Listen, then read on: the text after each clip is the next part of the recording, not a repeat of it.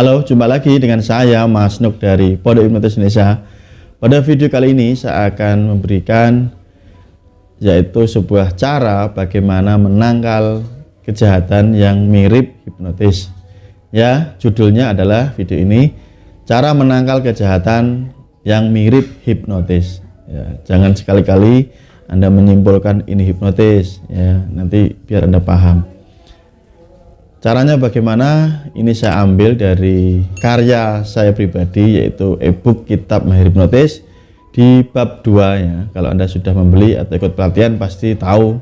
Di sana saya membahas tentang tips cara menangkal kejahatan yang mirip hipnotis, yaitu tepatnya pada halaman 14 ya. Bab 2 pada halaman 14. Oke, langsung kita mulai.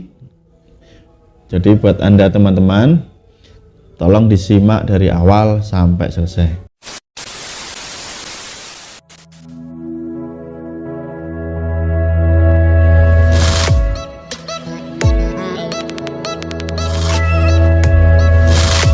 Pada e-book yang saya tulis ini, saya membahas ada beberapa pola yang dilakukan kejahatan yang mengatasnamakan ya atau mirip hipnotis. Jadi kalau orang awam menyebutnya itu hipnotis, padahal bukan ya, mirip ya. Oke, kita langsung saja mulai.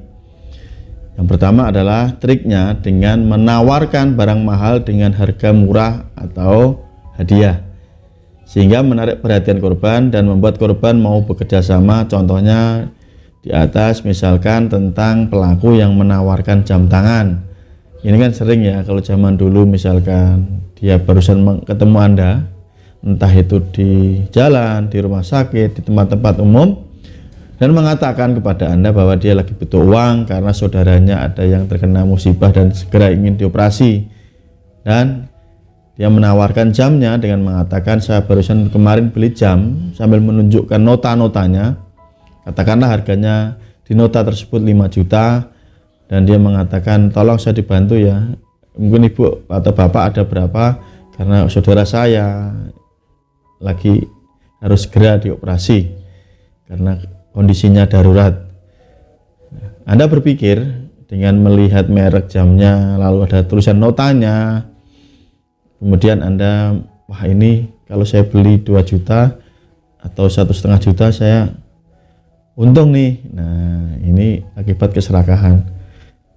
Padahal yang dibeli sebenarnya oleh pelaku ini adalah jam murahan ya, jam murahan yang ada di tempat-tempat biasa, diberikan nota sendiri yang mungkin dia beli 300, 400. Seandainya Anda membeli 3 juta pun Anda merasa ini mendapatkan harga murah, atau 2 juta Anda merasa mendapatkan untung, padahal tidak. Nah, ini biasanya seperti itu, dilakukan dengan sangat cepat sehingga Anda tidak sempat berpikir, yang Anda pikir adalah Anda mendapatkan untung. Cara mencegahnya bagaimana? Tipnya adalah menangkalnya dengan cara meningkatkan kewaspadaan Anda dan bersikap skeptis terhadap segala tawaran yang menggiurkan. Intinya jangan serakah ya. Semakin heboh tawarannya, maka Anda justru semakin berhati-hati. Biasakan berpikir kritis dan munculkan sedikit rasa curiga pada setiap penawaran yang tidak masuk akal. Ini tadi saya berikan contoh jamnya. Ini juga untuk penawaran-penawaran yang lainnya yang tidak masuk akal. Trik yang kedua yang sering digunakan adalah trik meminta bantuan. Ini sering ya. Kalau di dalam e-book ini yang saya tulis, biasanya karena korban berniat baik dan mau menolong, tanpa disadari korban sudah membuka dirinya untuk dan mau bekerja sama. Kasus yang sering terjadi biasanya bertanya tentang alamat rumah tertentu. Nah, itu juga sering dimanfaatkan. Atau menunjukkan mata uang asing dengan misalkan dolar atau mata uang asing lah ya yang bernilai, dan bertanya di mana tempat penukaran mata uang asing. Bisa juga meminta bantuan untuk menukarkan uang asing tersebut. Dan tentu saja dalam hal ini pelaku ini menjanjikan keuntungan besar bagi korban. Dengan demikian korban digiring untuk fokus pada alamat atau mata uang asing sehingga pelaku bisa memulai aksinya. Ini modusnya ya. Tipnya adalah Untuk menangkalnya, biasakan diri Anda untuk sedikit curiga dengan orang asing yang Anda jumpai, yang baru Anda kenal, sampai Anda bisa memastikan bahwa orang yang bersangkutan bukan penipu. Lebih baik dianggap sombong daripada menjadi korban karena berusaha bersikap ramah terhadap siapa saja. Jika Anda merasakan sesuatu yang aneh, ganjil, segera tinggalkan orang tersebut tanpa merasa sungkan. Jika Anda merasa ini kok mencurigakan, aneh, ya tinggal aja ya, jangan sungkan. Inilah sungkan yang dimanfaatkan sebenarnya, celah itu ya. Oke. Modus yang ketiga yaitu memanfaatkan rasa takut korban. Kadangkala ada pelaku yang berlagak sebagai dukun, sebagai paranormal atau ahli spiritual yang menakut-nakuti korban dengan ramalan bahwa korban atau keluarganya bakal tertimpa musibah, sehingga karena khawatir akhirnya korban mau mendengarkan dan menuruti arahannya. Intinya dengan dilakukan ditakut-takuti ya. Ada ketika korban ini merasa takut, merasa sudah tidak nyaman ya, wah jangan-jangan nanti nah ini yang membahayakan. Anda ditebak-tebak, diramal kan gitu di jalan atau di tempat manapun ya. Dan tip untuk menangkalnya adalah tanyalah pada diri Anda sendiri bagaimana pelaku bisa tahu, bagaimana kalau dia cuma ngawur dan asal nebak, apa kualifikasinya, bagaimana kalau pelaku ternyata memang bukan seorang ahli paranormal ya, dan hanya seorang penipu. Apa yang membuktikan bahwa dia benar seorang paranormal? Penampilan saja tentu tidak bisa dijadikan bukti bahwa dia ini memang memiliki kemampuan ya. Jangan tertipu oleh kemasan. Katakan dia macak ya, sebagai seorang paranormal, seorang tokoh agama, memakai atribut-atribut yang mengesankan dia itu memiliki kemampuan ya. Anda jangan mudah tertipu, apalagi yang dijual ini nanti membawa nama-nama agama dan ini gampang sekali masyarakat yang tertipu.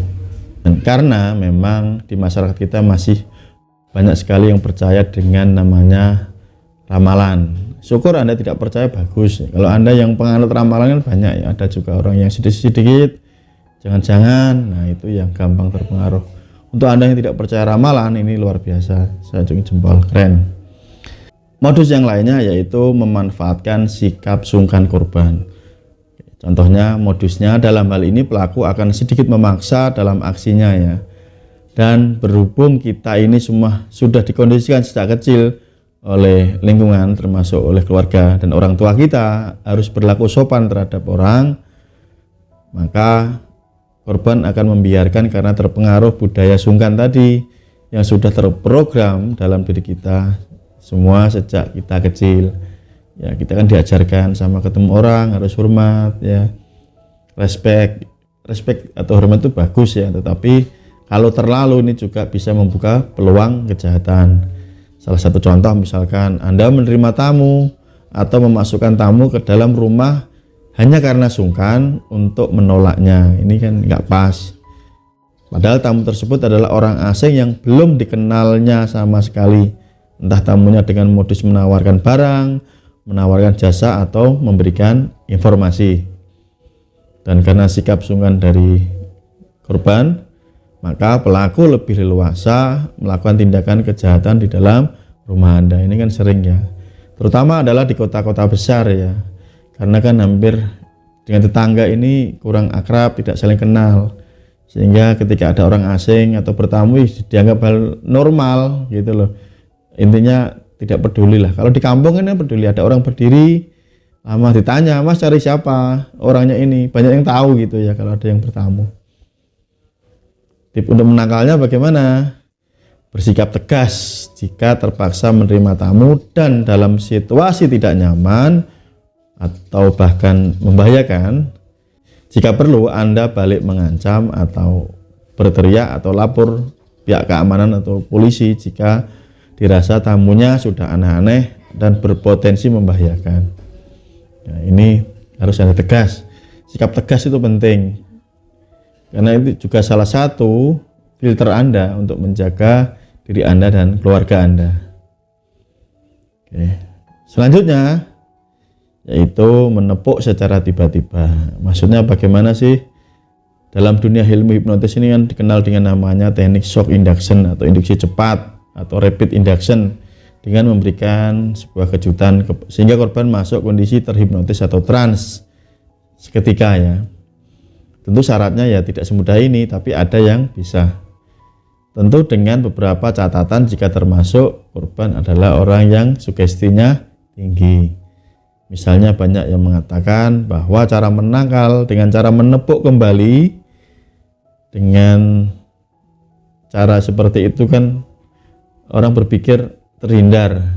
Kalau menurut saya pribadi ya tidak masuk akal, karena begitu Anda tipe sugestif dan dilakukan teknik shock induction tersebut, Anda trans, sudah masuk bawah sadar ya nggak bisa apa-apa, sudah kondisi trans ya. Cara menangkalnya bagaimana? Ya misalkan Anda lakukan yang namanya autosugesti gitu ya. Autosugesti itu macam-macam caranya. Intinya memprogram bawah sadar Anda agar tidak terpengaruh oleh sesuatu hal yang merugikan Anda. Oke, demikian, semoga bermanfaat. Jika Anda ingin ikut kelas pelatihan hipnotis jarak jauh, Anda bisa kontak nomor WA di kolom video atau di deskripsi di bawah video. Sampai jumpa di next video. Salam dari saya Mas Nuk, salam hipnosa.